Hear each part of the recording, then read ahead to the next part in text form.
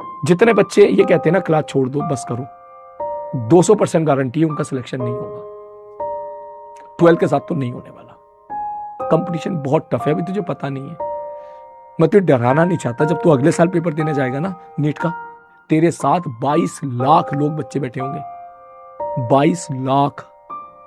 और उन 22 लाख लोगों में तकरीबन 15 लाख बच्चे वो होंगे बेटा, या 10 से 12 लाख बच्चे वो होंगे जो ड्रॉप लिए होंगे। ना उन्हें तेरी तरह स्कूल जाने की टेंशन होगी। वो सुबह से शाम तक केवल पढ़ते होंगे, सुबह से शाम तक। कोई 1 साल पढ़ता होगा, कोई 2 साल पढ़ता होगा। हरी बात समझ में। 550 कट ऑफ जा रही है, तो कम से कम 20-25 हजार तो वो होंगे जिनके मार्क्स 500 पे जाके अटक गए। मतलब 25,000 सीटें तो वही खा जाएंगे अगले साल। इस चीज को समझ। पीछे तो एक मार्क्स में बहुत ज्यादा बच्चे होते हैं ना। 550 मान के कट ऑफ जा रही है, 550 से 500 के बीच में तो बच्चे देख कितने होंगे, कम से कम 25-30 हजार बच्चे मिलेंगे तो यहाँ पे। तो वो बच्चे वो होंगे जो गलती से बस 2-4 सवाल उनका सही हो जाता, तो 2-4 सवाल कम गलत हो जाता, वो अपनी सिली मिस्टेक भी बचा लेते ना, तो भी वो एमबीबीएस कॉलेज में पहुंच जाते। अब वो 1 साल पढ़ेंगे, तेरे साथ पेपर देंगे, तो तू खुद बता तेरी 25,000 सीट तो वैसे कम होगी ना एक तरह से। उनका सिलेक्शन तो नहीं हो पाएगा क्योंकि उनकी नॉलेज बहुत जबरदस्त है। उन्हें अपनी गलती पता चल गई, वो पूरे साल अपनी गलती ठीक कर लेंगे। उनको सारी चीज आती, फिजिक्स भी आती, खेलना भी आता, बायोलॉजी सब रट गई उनको।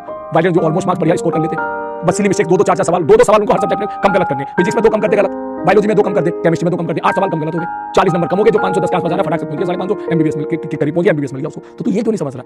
तो तू इतने लाइट मोड से अगर क्लास अटेंड करेगा तो तेरा सिलेक्शन नहीं हो पाएगा 12th के साथ। मैं बहुत प्यार से बोलूं, तेरे अंदर एक भूख होनी चाहिए, ठीक है? तेरे अंदर एक भूख होनी चाहिए कि यस सर बोले भैया हमें उन बच्चों को टक्कर देना है। जेई में ऐसा दिक्कत नहीं है, जेई में एक ही ड्रॉप होता है, लेकिन तुम्हारे केस में तो भैया तुम्हारे साथ तो वो बच्चे भी बैठेंगे जो 4 साल 5 साल ड्रॉप लेके बैठे हैं, और उनकी नॉलेज अलग लेवल की होगी। तू भी समझ रहा है कि चीज को 5 साल पढ़ेगा तो जाहिर सी बात है नॉलेज तो ज्यादा होगी ना। और नीट में तो नॉलेज का बहुत ज्यादा खेल होता है, दिमाग का थोड़ा कम होता है, नॉलेज का ज्यादा होता है। फिजिक्स में दिमाग की जरूरत होती है, लेकिन बायोलॉजी तो इट्स ऑल अबाउट कितना आपने डिटेल में एक चीज को पढ़ा है।